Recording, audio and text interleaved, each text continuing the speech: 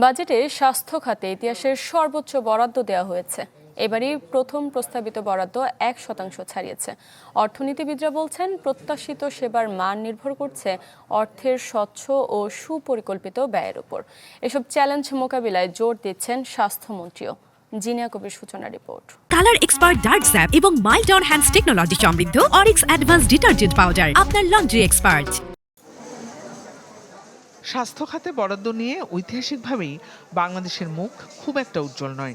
অভ্যুদয়ের পর থেকে কোনো বাজেটে স্বাস্থ্যে বরাদ্দ জিডিপির একের ঘরে পৌঁছায়নি। এর ফলে চিকিৎসা ব্যয়ের অধিকাংশই যায় জনগণের পকেট থেকে। বিশ্ব স্বাস্থ্য সংস্থার পরামর্শ জিডিপির অন্তত 5% বরাদ্দ দেয়ার।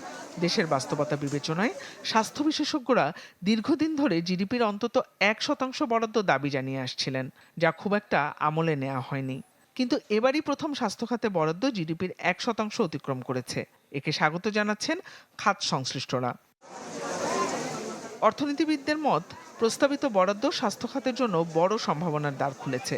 প্রতিফলন ঘটেছে জনগণের স্বাস্থ্য সুরক্ষা নিয়ে সরকারের সদিচ্ছার।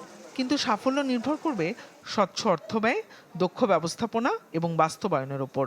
এবারের বাজেটটাকে সাধুবাদ জানাই যে বাজেটটা শুধু কলেবরে বড় সেটাই না, বরং কিভাবে বাজেটটা ব্যবহার করা হবে সঠিকভাবে সেটারও বেশ কিছু দিক নির্দেশনা কিন্তু বাজেটে আছে। এবার যেহেতু একটা বড় বাজেট দেওয়া হয়েছে স্বাস্থ্য খাতে, সেটা প্রমাণ করছে যে আসলে বর্তমান সরকার স্বাস্থ্য খাতকে আসলে অগ্রাধিকার দিচ্ছে। তা আমরা আশা করি যে এবার স্বচ্ছতা, জবাবদিহিতার জায়গাটাও নিশ্চিত করা হবে, সুতরাং প্রক্রিয়াটাও যেন স্বচ্ছ হয়। ন্যাশনাল হেলথ সিস্টেমের আওতায় আধুনিক হেলথ কার্ড প্রদান করা হবে।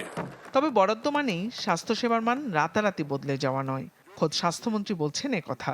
তিনি জানালেন, জনবল ব্যবস্থাপনা, অবকাঠামো, দুর্নীতি নিয়ন্ত্রণের চ্যালেঞ্জ অতিক্রম করা না গেলে প্রতিশ্রুত সেবা নিশ্চিত করা সম্ভব হবে না।